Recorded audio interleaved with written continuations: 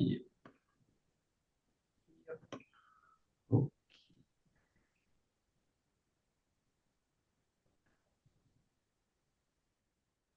Ooh, okay, good, very good. Don't need that. Okay. Hey, onegaishimasu. Onegaishimasu. Okay, great. Okay, just find a shoulder width. Just a little bit of a bounce up and down.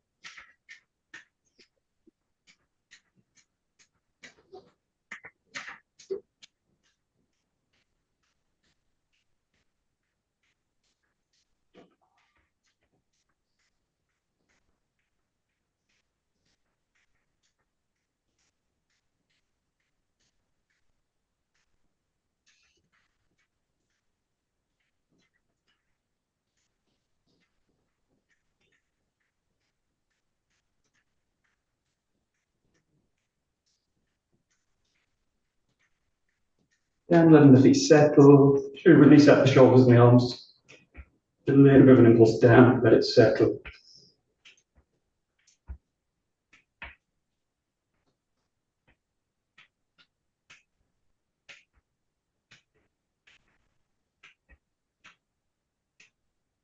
Good. Yeah, just releasing out the arms up and down. Let them touch the shoulders, swing them down. Release them out.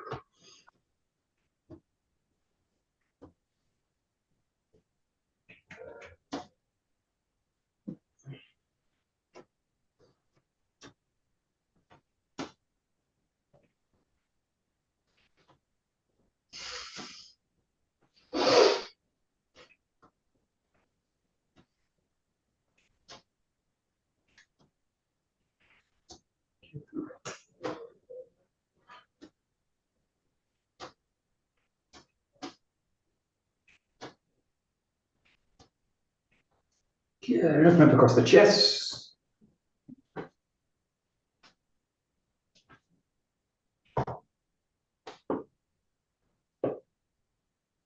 Great. And just play the hand position here, which is like thumb up, thumb side up, and really kind of opening up to the back, and then let it swing across. Roll up across the back. Open up the chest.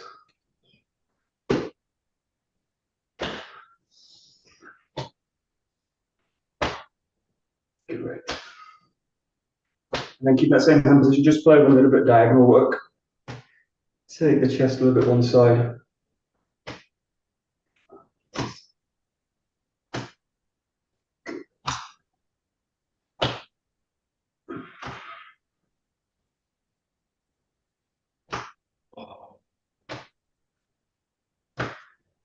So imagine you're going in rather than like imagine you're going like a really strong, heavy hug. So it's like I'm going to kind of squeeze the person towards me, this kind of feeling, and everything in this core is going to get very tight. So it's like a very strong hug with someone you really like. You don't want to kill them. You really want to keep them tight, and then we'll open out.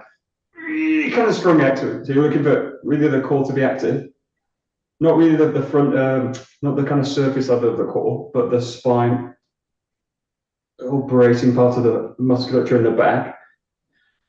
Really kind of strongly on the line.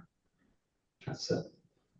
And mixed in with a little bit of release as well. So you kind of strongly draw it in, release it out. Strongly draw it in, release it out. Okay, good. We'll do one that's really like archery work. So if you imagine in this case like pulling a bow, so it's an asymmetrical one this way, and then the release in this case is just going to be releasing it this way, okay, like this. But you're going to be like, what I want you to start up in an up position, and then think about drawing here. In terms of an archery, like you might want to go to the side of the cheek. In this case, think about a full draw out. So you're going to kind of pull it to the shoulder, pull it out, and then just think about a release of that arm, and just let the arms drop down. Okay, so you're going to take a breath in. You're going to open it out. And again, not really about the arm work, but about what's happening in the core. So the core's bracing, and the shoulders are really opening up. So it's the maximum amount the shoulder can kind of open in this position. Full, and then think about releasing the arm. Drop the arms back down with it. Okay, so you kind of come up. You can also let the head rotate with it as well. So it's going to work the neck a little bit strongly. but again, not really in the arm, in the kind of strength in the arms, in which case it's going to get this kind of effect through the body. This trying to hold, think about the core really settled, so that the arms are setting into the back, and then think about releasing it. Got it? So something really kind of braces in the core to hold the arms in place, and then just release it out, and then breathe it in. Open it out, release it down, and the release is as much the release is important as the holding for this one. Okay, good. Okay, and then this is this is a silly exercise, but it's one that you're gonna bring the arm up and across this way, and you're gonna let it come across the face this way. So it's the same kind of exercise, and you just release it. So now it's like a tensioning and then release, tensioning, release. It's a little bit like you're doing this, but you're not. You're doing this, and you're doing this with the fist, and the knuckles point towards you, and then you draw the elbow out to the back this way, and then when it gets to that point, just release it out, down. Okay. This is a really nice one to do with something heavy. Got my props. But if you imagine kind of doing it with a really heavy weight and then just letting it drop and swing. So the feeling in this case is to kind of swing the arm up, tension up here through. But not really about tensioning the arm, because if you just tension the arm, you go into these kind of positions, and this is really tight. Think about the core of the body really coming online, switching in, and you're kind of holding the weight in the structure, and then just release it out. And then just play with few one way, do the other. So it's a good mix of kind of tensioning naturally through the body and just releasing. Good. Okay. And also in this case, think about the elbow is also really part of it. So that your big major connection to the back of the body is the elbow. That's the kind of first joint which is kind of connecting, apart from the shoulder, obviously. But if again all my focus goes to the hand and the elbow's kind of weak or floppy, it doesn't really know where it sits, then it's going to kind of take that stretch away. So think about the elbow really kind of pressing the space back, drawing it open, and then just release it out. Release it. Once you get used to this, you can take this in a little bit more of a bigger motion and kind of swing through it this way. Swing through it, release it, and then you can also bring a little bit of hip work into it. But the key thing again is that the core's kind of bracing from the back. Strong, powerful, and then the arm is sitting into the structure. The opening of the shoulders not pulling the spine out of structure. You can check the time as you do it as well. You're buzzing at me. Yeah, it's buzzing. You're not working hard enough, Francis. I'm working too hard. I work too hard. Okay. Okay. Good. And then next one, just to release, go into a shoulder width position. Take the arms to the side and just think about releasing through and just really releasing to the shoulder now. But then letting the elbow flex fully. And the key one with this is also the release back. So the release is you swing the arm, and then as you touch the shoulder in this case, let the arm really release. Yeah, so there's no sense of carrying the arm through the motion. You just swing it through, release it. Swing it through, release it. Swing it through, release it. Once you've got the coordination for it, just play with it kind of flexibly both sides. And again, it's going a little bit more into hip work now. And think about the hips basically going to whip the arm up, whip the arm up, whip the arm up. You want to be as kind of relaxed as possible. And if you do this very relaxed, you create a very strong slap on the body. Yeah, and you can correlate this later to a slap out or a strike out, but you can do this really as relaxed as you like. But again, what's not relaxed is really the core of the body. So the core's still connecting, and the core's really connecting now into the hip work, and it connects to the hands, and it connects to the hand, and it connects to the hand.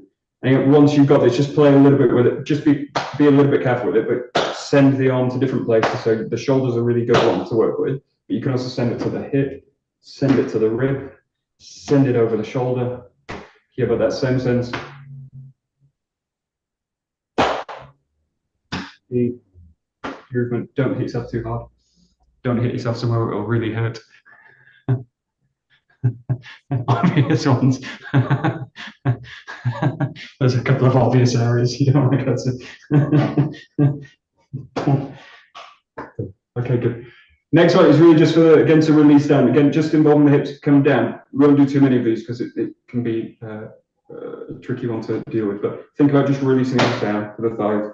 The key with again is this one. Don't hold the arms and let them go. Really let them release onto the body. Yes, the arms kind of really open, really open, really open. Okay, good. Again, the core is strong. No, the dog's activated the dog. Okay, good. Good.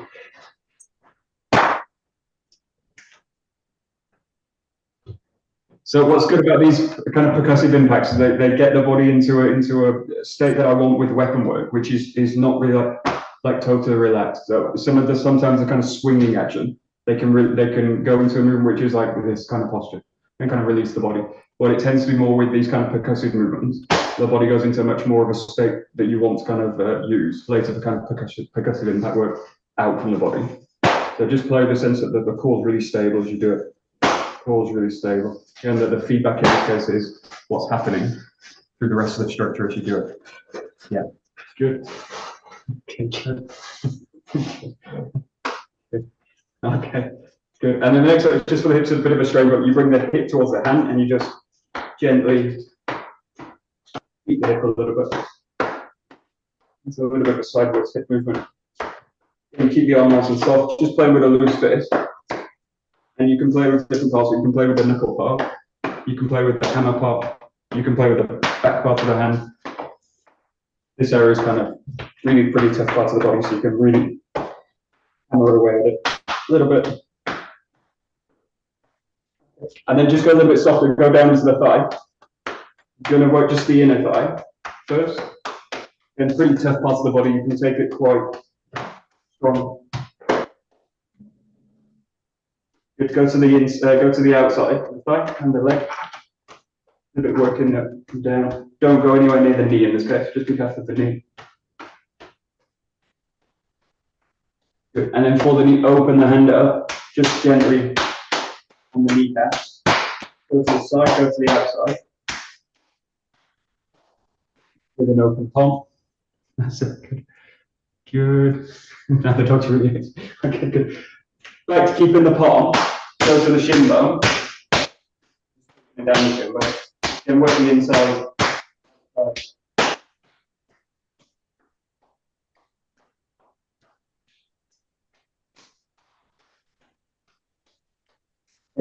You're going to go up down the back of the leg, make the fist again, and go onto the calf muscle, up and down, a little bit to the outside, inside. As you're working out the muscle, you can take again, a little bit more impact on it. Open hand again, go to the back of the knee. Just goes to a little bit of kind of a rubbing motion. So just take the back of the leg, back of the knee. And just a little bit of a massage that. Coming through the back. Back onto the hamstrings with a fist. Work your way back up the leg. Good, you're going to the butt, right to the back. Gently, a little bit gently, going to the side, don't go onto the spine. Taking the back, coming around the front onto the belly. You can beat like this, you can beat like this. Include the sides in it as well. Take some bony bits, go to the fingers on the rib cage, just on the lower ribs, floating ribs. Going up to the chest at the top. Again, bony bits, clavicles, fingers. Going across one side and the other. Open hand on the shoulder and the top of the arm. And down the back of the hand, underside of the arm, up the other side of the arm, the whole front of the body, the other side. Shoulder, down the arm, up the underside, the flank. Nice and careful on the back of the head, back of the neck. If you've got a hard head, you can hit a bit harder. Soft head, hit a bit softer. Top of the head.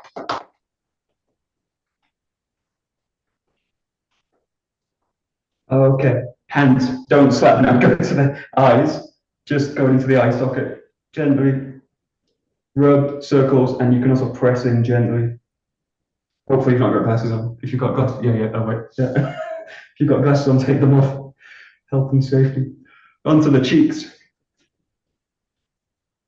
Important one that always gets missed, nose. Rub side to side, up and down. Press it a little bit, flatten the nose. Good. Jaw, cheeks, neck. Really tough part of the body, neck. Okay, and then just going to brush off, wipe off.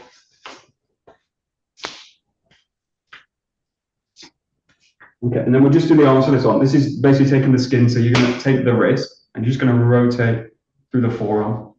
Rotate the skin. Work up and down the forearm. You can also do this on the legs as well, where you can actually do it anywhere on the body, but wrists, forearms, ankles, shins are also good places to do it. And on the other side.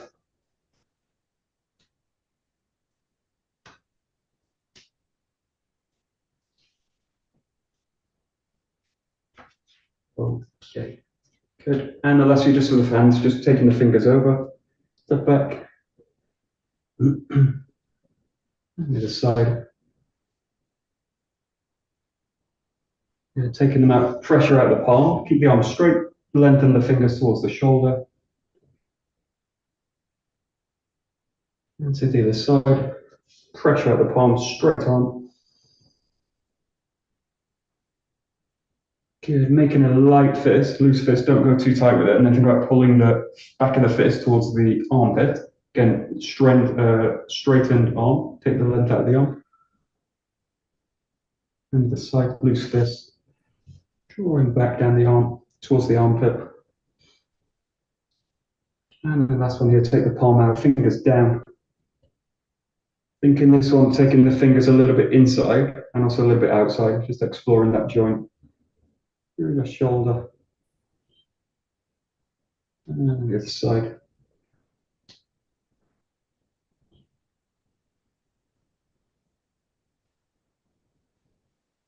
Shake out things a little bit.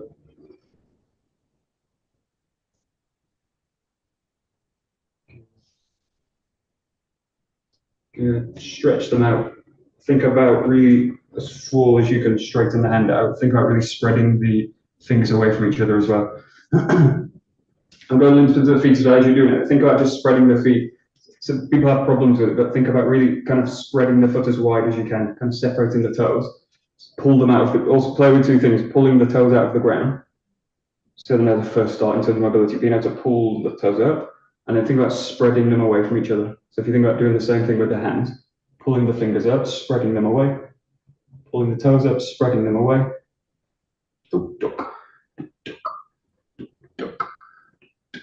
That's it. Great.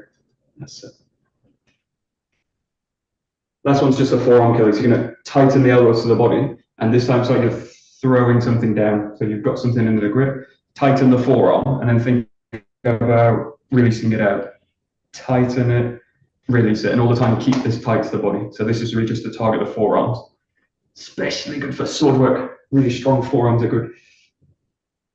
And then once you've got it, make it a bit faster, but keep that kind of tightness in it. Yeah, they should really burn the forearms if you do it properly. Really get killed. They should cramp the whole forearm. Keep going, keep going, keep going. Few more, and throw it down like you're throwing it in a pot. Bam! Spice in pot. Bam! More spice. That's good. Good. And then let them come away from the body. Tighten into fists. Keep a little bit of a bend in the arm now. And just think about holding. Actually take your bokken. This is easy with the bokken. So take a bokken. Think about a tight grip into it. And similar like you're on a bicycle, think about pressing the weight over the top of the bar, and then think about bending the bar of the bike, spreading out into it. Release it a little bit. Find a strong grip, lean into it a little bit, and then just think about again breaking the bar a little bit, trying to split the bokken in two. Good. That's it.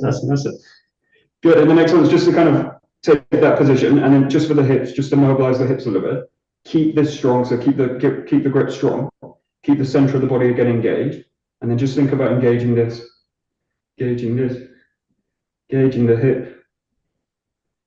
Good. Keep that strong position here, and then without really moving the hands, think about rolling the hip. Okay, so the hands really stay where they are. The hips go and the shoulders go, and then just think about mobilizing the core of the body. So now two things can happen with this. The arms start to do it, or the other one is the spine starts to really distort as you do it. So think again about kind of lengthening. Head position is really key for this as well. So if I go into this head position, all the spine starts to go out. So think about strong in the back.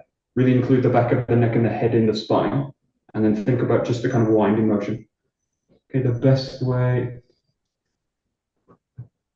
I can't really show this, it's not really in motion. Oh shit. Laptop. Okay, the best way is actually use resistance with it. So you've actually got something, and think about actually using it this way. If you've not got resistance, in this case, I've not got resistance, but I'm just thinking about weight on either end of it. So if you think about someone on either end, and I'm just trying to draw it this way. Again, it's a very easy exercise to mobilize the bokken.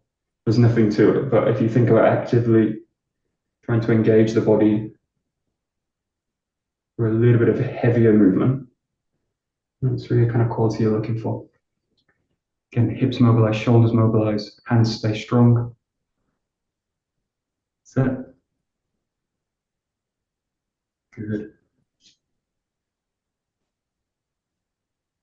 Now to make it a little bit bigger, imagine someone's on either end of the sword and they're grabbing it strongly, and you want to shift them back. It's a little bit more explosive.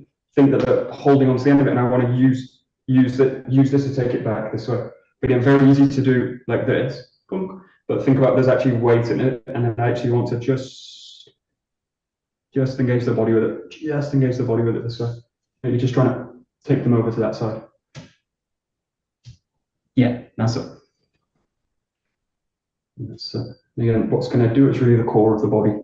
The core is going to kind of draw the bokken out. Hands are just going to kind of receive it. So yeah, good. Now think about doing the opposite. They're at this end, the back end, and you want to shift them forward. So you're going to do this motion now. You're going to draw them out. So strong in the ground here. Think about what needs to recruit in order to kind of move the person without using a lot of force. Kind of just basically engage the body into it this way. So see how much of the body can I get just to engage in. That's it. Good.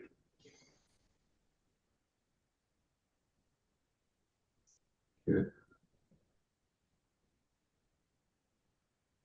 Great. Good.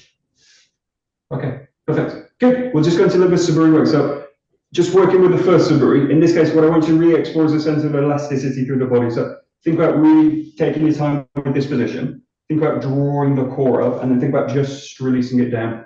But yeah, the main thing with this exercise, although it's a kind of swinging practice, it's quite a relaxed practice, it's not to release the core and kind of lose the core. Yeah, the head position, the neck position, everything needs to be stable. Top of the spine, lengthen, draw this up, really use this position here, and then elastically release it back into the ground this way. Okay, so it's just a practice here of and really like an elastic quality to the cut. Opening up and you're releasing it back down. Yeah, good. Good.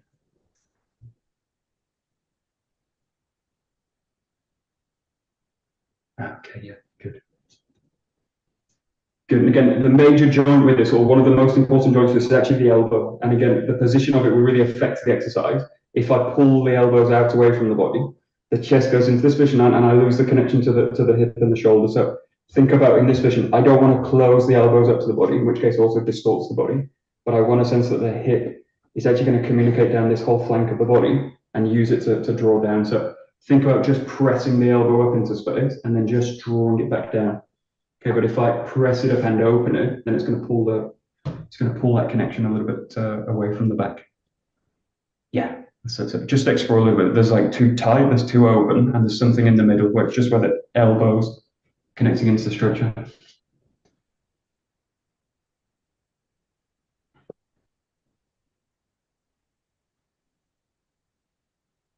So there's a really useful, we never sometimes teach it, but it's a protection for the head against the strike, and it's basically just to do this, yeah, this way, and it's used a lot of the time to basically go into a back control, and I use this position, and then I get to the back with it. But it's a perfect position for the elbow to protect the body. If I'm too wide with it, bam, you get hit. If I'm too close with it, bam, you get hit again. So it's the same idea, but it's actually just going to kind of cover up the body, and it really stretches and opens this pattern of the body, or this connection of the body. Okay, it's not exactly the same as we use it with the sword, but it's along the same lines, and it's just to kind of feel that activation through.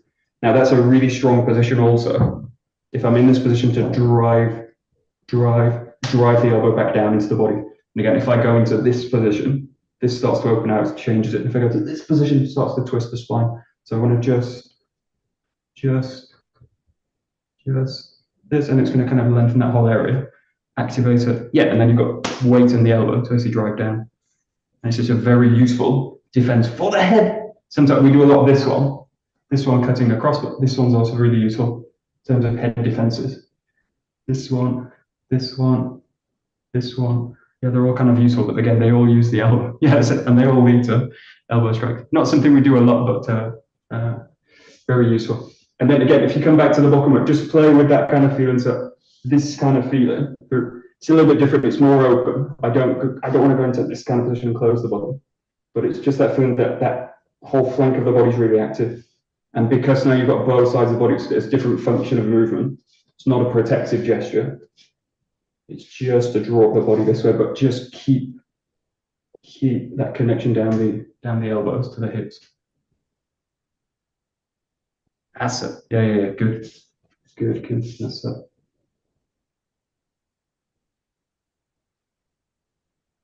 Yeah. Good.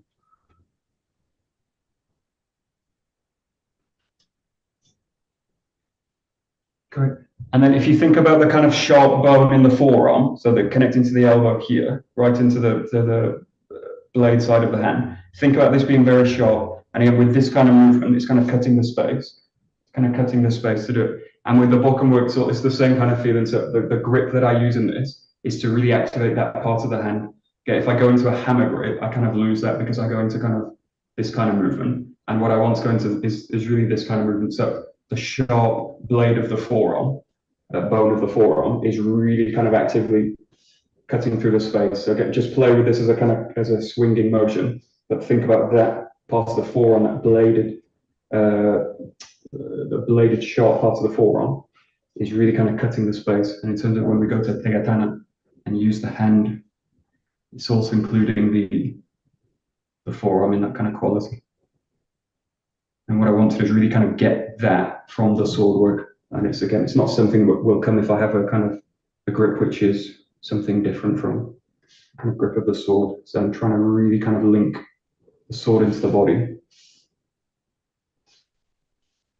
Like I'm trying to grow the sword out of the hand, but it works both ways as well. Trying to bring qualities of the sword work into the body. That's it. Okay. Yeah, good. Great. And then with that, go to this kind of percussive quality. So if you think about coming into the cut, into the percussion of the cut, driving the cut in.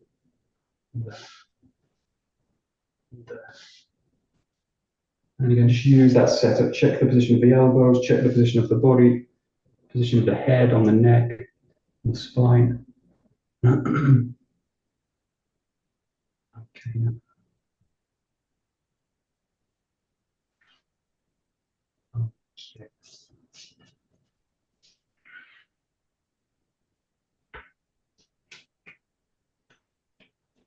Yeah, so the best way again is to actually train this. If you go to kind of Tanren practice, which are generally kind of hitting hard things and trying to solidify the hips into it, I actually prefer kind of softer Tanren practices where you're actually hitting something that has a bit of give to it.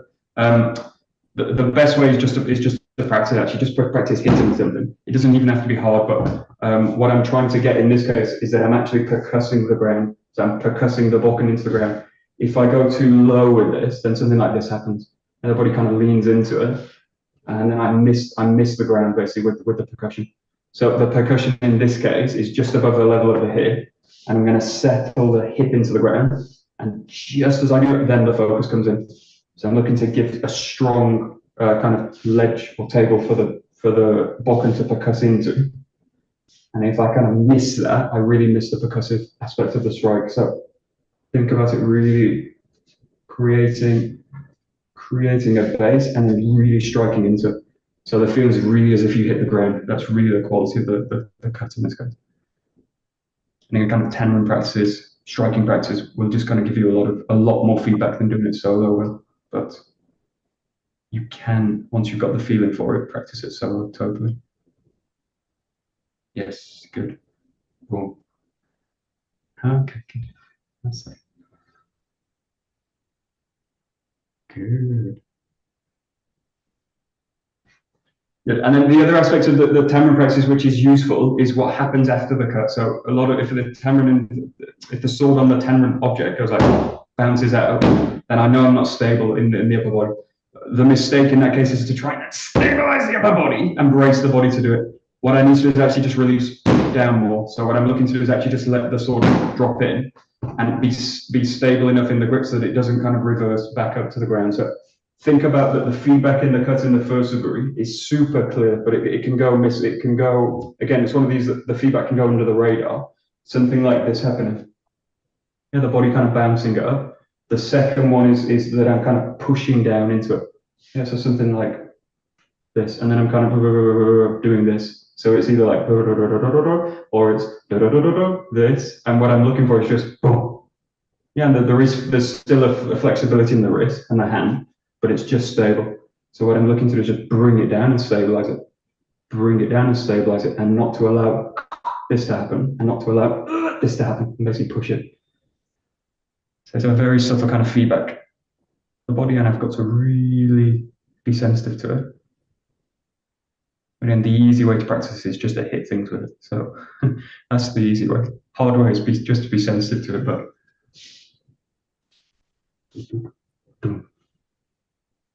that's that. Okay, good. Good.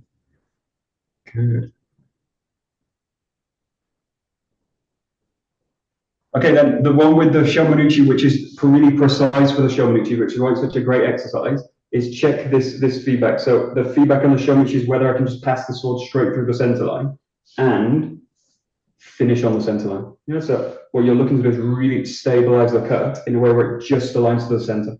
Okay, now really watching the 𝘱𝘰𝘦𝘦, something like this happens. Yeah, the body starts to come out, the body starts to distort, the hands start to push and pull on the way down, something like this, and try and just clean it up. Now you don't clean it up in the arms and you don't clean it up in the handwork, you actually clean it up with the body. Yeah, so how clear I am and precise I am with the body will determine how clean the sword work is. So if the body's kind of all over the place, that will reflect in the sword very, very easily. So it's not about actually trying to change the sword or change the arms, it's actually trying to make the body much more precise. And again, because the feedback's a bit abstract in terms of I don't have anything to actually strike towards, I basically need to create it myself and be my own worst enemy in this case. That's it. Good.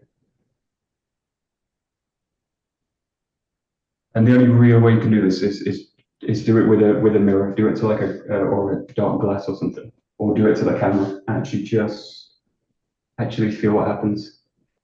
So you just want to create a really easy feedback system. Yeah, the other way is actually also easy. You can do it if you've got 2 spare wine bottles. You set them up in this way, like this, and you just cut in between them. And do it with something fragile, something that you value. Probably not a wine bottle. Do it with something really valuable. So you really don't want to break it, and you have to be very precise with it. And then I'm just looking again to have a setup or have a feedback system which is very clear. And when I get it wrong, I really get it wrong. Yes, I really want to know when I'm getting it wrong.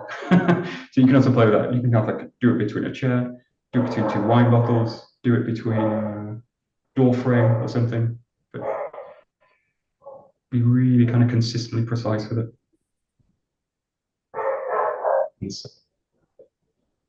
Yeah, good.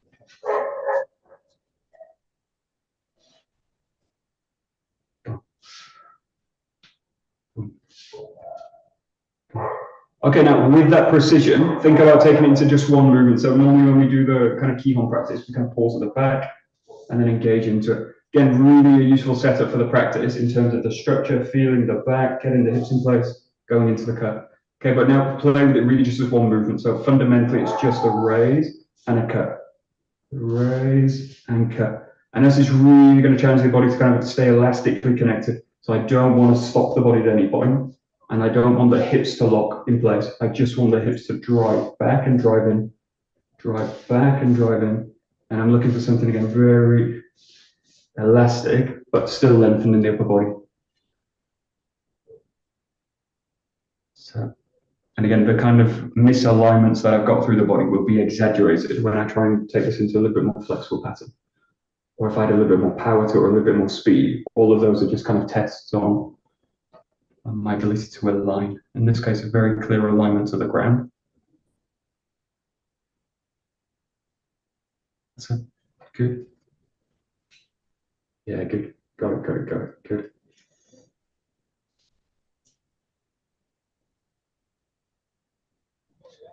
So this is actually much more about the feet than the arms. So when you do this, think about what you're doing with the feet as you do the first root. So what you're doing is switching the weight to the back leg and then letting the front leg be free. Okay, and then you're switching back to a 50-50. Okay, so it's much more about the legs, the lower body, than it is the upper. Now, if I'm not focused on the legs, I do the arms, and the legs are kind of empty, or the legs get stuck. So think about all you're doing now is pressing the weight back into the foot. As soon as it's got the weight, it just transfers it back to the front foot. So it takes the weight and then it transfers it.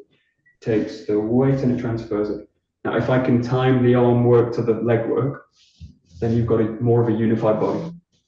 And if I break it up into pieces, then I've not got a unified system. So it's just a matter, yeah, it's just a question of how much I can unify. Basically got rhythms in the arms, rhythms in the feet and the legs. Try and just bring them to one rhythm. Good, there we go. Good, and then with that, we'll take it to Zengo. So again, this is really about compression of the feet. You've got that movement here. Switch, release, change into the cut. Keeping it really now as one motion now, so not finding the back, just above the top of the head. Raise, drop in, raise, drop into the cut. Still working 𝘱𝘰𝘠𝑦. So again, give yourself a little bit of a feedback system where you've got a straight line to follow. It can be a corner of the wall, it can be a door frame. You know, you can just use an internal sense of the structure, but look for now with that Zengo. Okay. Yeah, good.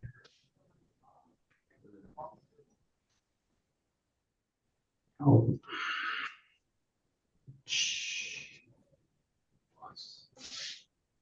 Okay, nice.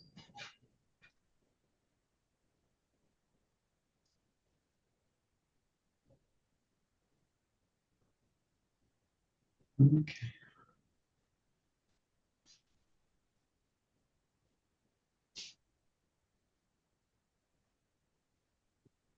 Yeah, good. Okay, so there's one thing which changes with this one, which is something that's progressed later with, if we go to something like number 5, and spiral work becomes a little bit clearer. But again, it's kind of started in this kind of progression. So what I want you to think about here is the arm work, spiraling up through the core. Okay, so again, it's very easy to do this in a linear way. Arms raised, body turns, something like this. And it's very easy if I go for this to twist out of the spine. This is something like this happening. Okay, so in order to let this kind of spiral work happen, think about releasing also the grip. So just play with this as like, it's not exactly how I do the form, but it's just to exaggerate it. Think about you're in that strong grip position as you finish the cut, and then how much can I release the grip and how much can I keep the sword in the structure? And then go to the strong grip, and then think about really releasing, drawing the sword over the top. So think about it as a lighter grip as you can maintain contact with the sword, maintain it in the grip, find the top of the head, and then go into the cut. And just contrasting it a little bit with the strong grip in the cut. And later the grip just softens, doesn't really loosen totally. But it's just to slightly exaggerate that quality. And the kind of lighter the grip is, the easier that spiral work is going to be to access. It's going to not destroy the structure, hopefully. Yeah, good. Very nice. Good.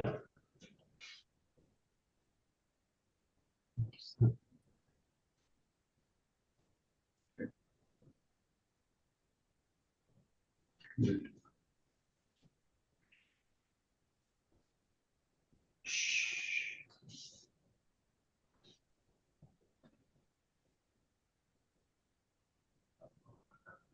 Okay. Yeah.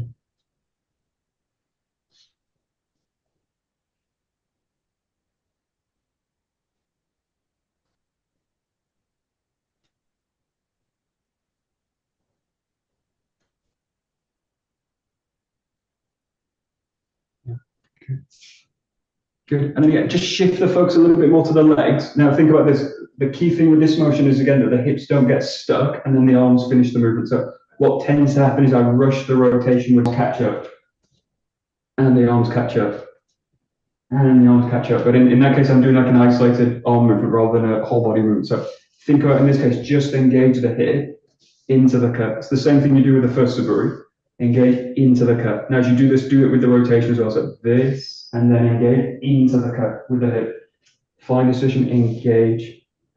Find the position, engage the hip. So there's no point in the movement of the cut, or the passage of the arms, that the hips aren't kind of actively moving. Right at the tail end of the cut, the last 10% of the cut, the hips are more stable, but they're still mobilizing. So there's still an active kind of mobilization of the hip through that cut. And this is a really important point later for the taijutsu work.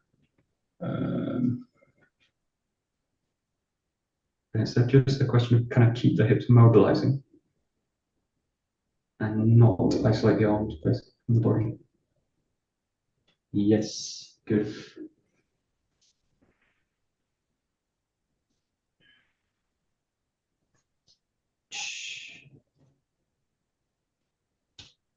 Good. Great. We'll take it to a little bit of your 𝘭𝘪𝘢 work, but we'll just release out the arms a little bit. So going into a swing with it, take just on the spot, you're just going to bring the feet together and just release the sword through. So what I want to focus on now is, again, going back to just releasing the structure of the arms and not releasing the core of the body. So what I want to avoid in this case, something like this happening. Yeah, the body gets pulled out of structure. So think about just aligning into the hips with the spine and just let the sword go. So you can really release the sword out. But again, just check the stability in the spine. What you don't want to happen is as you swing the back, the spine gets kicked out. Okay, so think about engaging forward with the spine strong in the ground and just let the shoulder release. Yeah, so the shoulder's free to release. The spine is still stable. Okay. Oh, Adrian's been replaced by dogs. Get the stick. Get the stick. That's it. Okay, good. Great. Okay, first point with this. Watch this.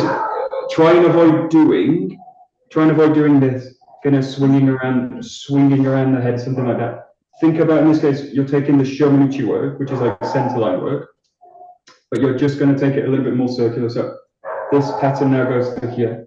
Now the key with this one is that the peak of the cut, the top of the cut, the right hand is just going to be right in the center line. And then from here, I'm going to arc down this way. So each time as you do this, think about like there's a magnet glued to the base of the thumb, and it's going to go like each time. Yeah, and then pull out each time. Okay, so it's got a circular path in terms of, again, spiral work with the arms, but it doesn't, the hands don't circle around the back of the head. It's something like that. What I want to do is basically this, straight up to the top and then drop it down. Straight up to the top, drop it down. It's like cutting a parting in the center line of the head. Center line of the head. Once you've got that as a pattern, you can give yourself a little bit more space in terms of the head, not actually, in terms of the hand not touching the head. But that's the kind of point of the, that's the point of the movement of the raise. That's a little. Okay, yeah, that'll do it. That'll do it.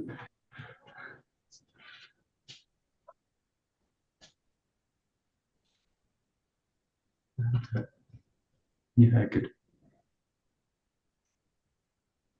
Okay, good.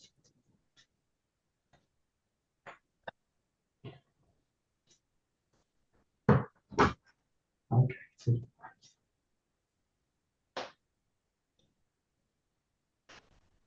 That's good.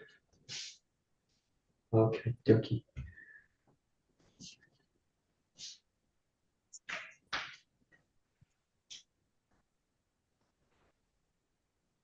Great.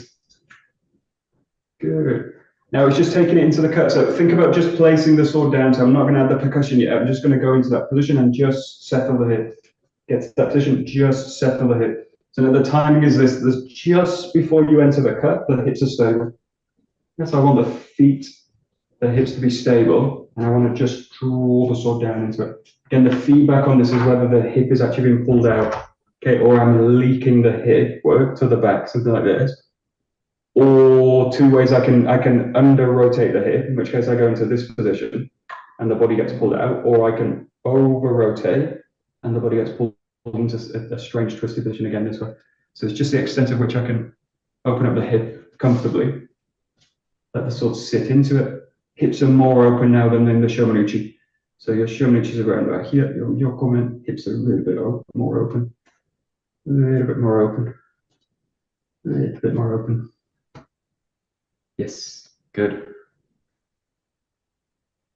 Okay, good. Yeah, good, great.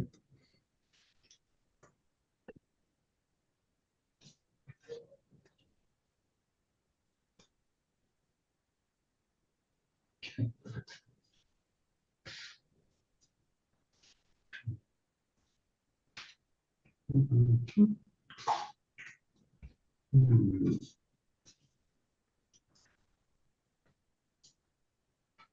Okay, good.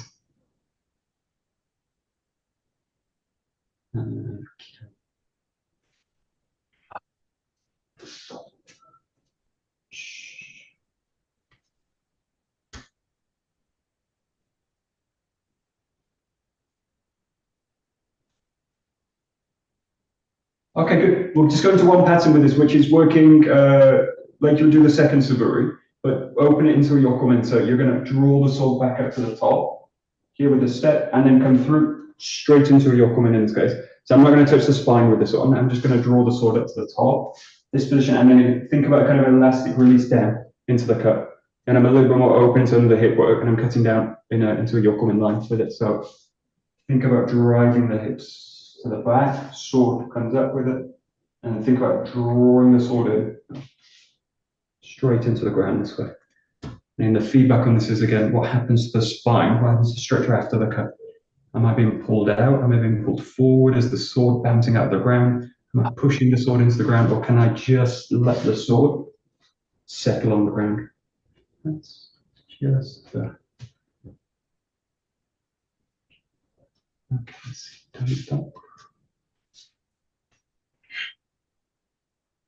Yeah. Okay, Kim, in your case, just do it. If you do it with the tanto, just think about one hand with it. So think about just raising it up. Think about just this connection here. So just this one side. You've got a little bit more possibility to open. And then again, just think about a kind of elastic release down. Think about, it's less of a kind of percussive movement with the knife. Think about more of a kind of slicing pattern. So draw it up in the same way. Think about this, and then think about this, and then think about really again, elbow drags, hip drags the elbow down, and then it drags the blade down with it. Just really one-sided. You could do this both sides if you wanted, but yeah.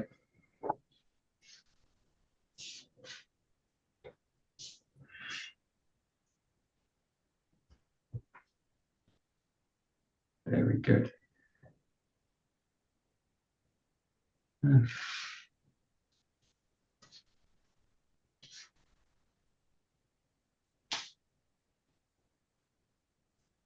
Okay.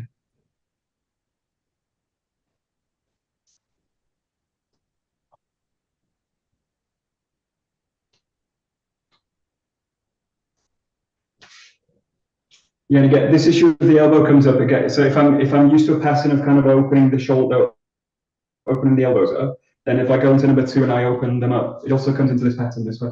What happens with this, from this position, because the back's not really stable, that the body sort of kind of over-rotates, something like this.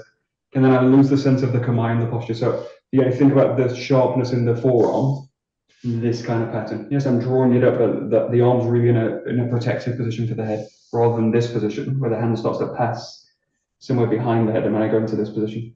You can go into, there are some positions like this, but in this case, think about a little bit more of a kind of protective position. And then in this position, the elbow is much more clearly connected to the core, and then you can just drop the sort of a tanto in from it. That's it.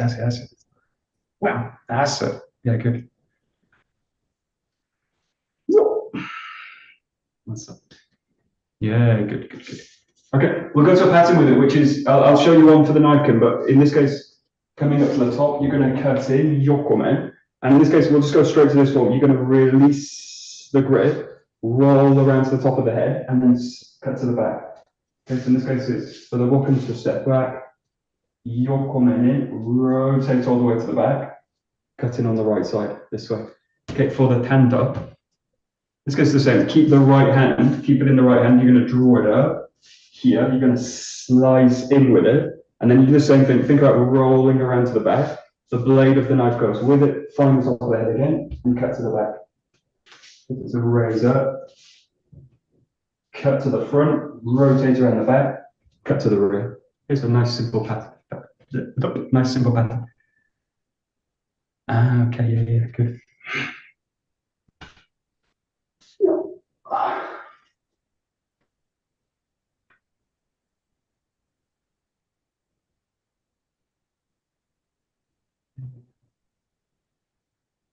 That's it.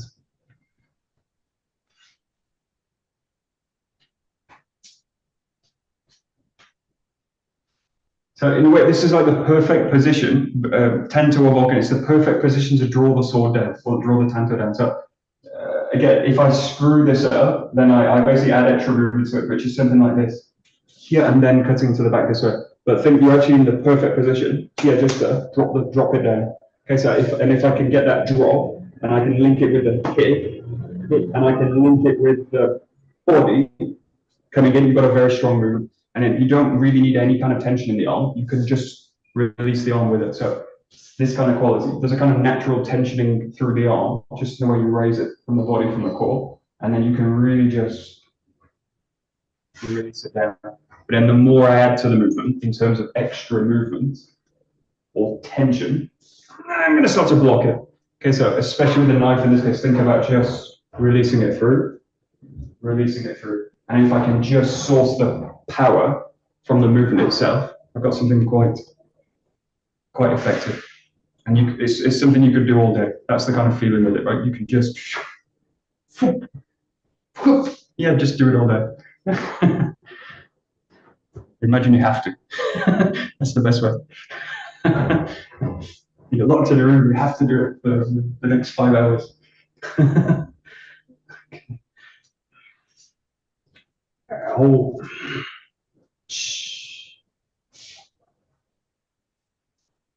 Yeah, good. That's good.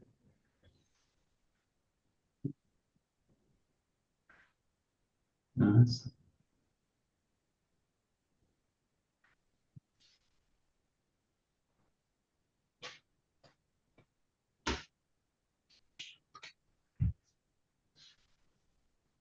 Oh.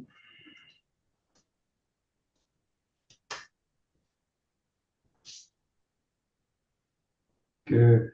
Last thing we'll do with it, take this slow, but think about doing it in one motion now. So pause at the top, this position, and think about kind of elastically drawing the body up into that pattern, and then think about all of the movement now, just to release into the cut. Okay, so take your time at the top, really kind of draw everything in, feel the back nice and strong, core engaged, and then think about just releasing the movement in. Again, it really doesn't have to be fast, actually better that it's slow. But the only thing now is, can I basically keep it in motion? Same with the tanto, take your time coming up here, and then just basically, can I release it as one movement? Release.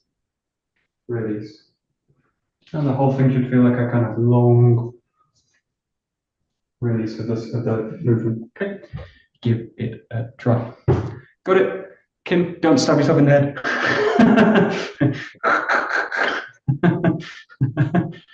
Got it? You're gonna go whoop, through, and then straight into the next one. That's it. Yeah, good.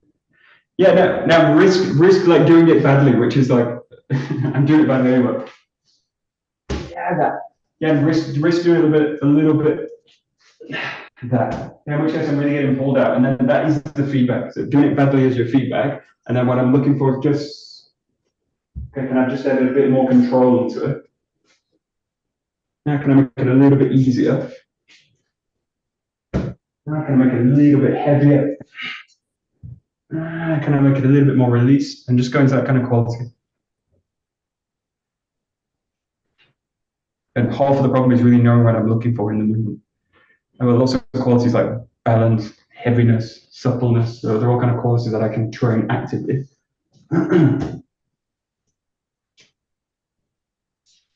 That's it.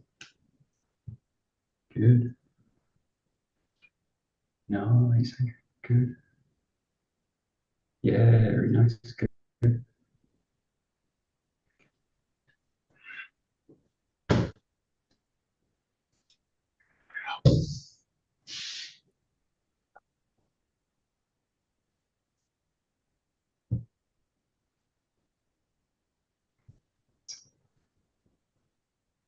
Okay, last one. Just take the bokken. Kim, we'll be able to do this with the bokken. Just take a shoulder width.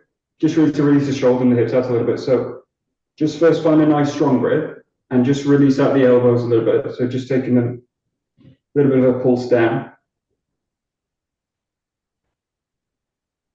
And just a little bit of a shoulder roll. Yeah, and keep the arms quite straight. Open like that. Open to the front. Release out the arms. Release the grip as much as you can without dropping the bokken.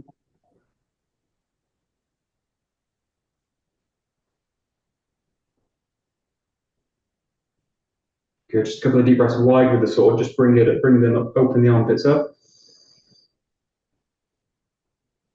Reach the palm side up. Stretch open the wrist a little bit.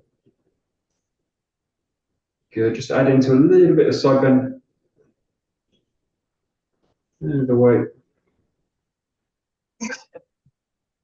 Good. Come into a closed grip position. Again, think about pulling the arms up long, palms up, and then add a little bit of a twisting motion. So just twisting the core one side and back to the other. Coming back to the center. Now add the twist and a little bit of a side bend. And back up to the other side. Add the twist, a little bit of side bend. Coming back. Release the arms down. Shake back a little bit more. And just release into the legs.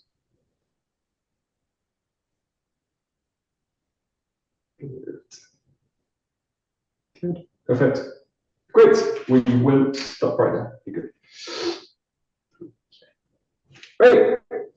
Domo arigato gozaimasu. Domo arigato. Here's a master. Oh, great.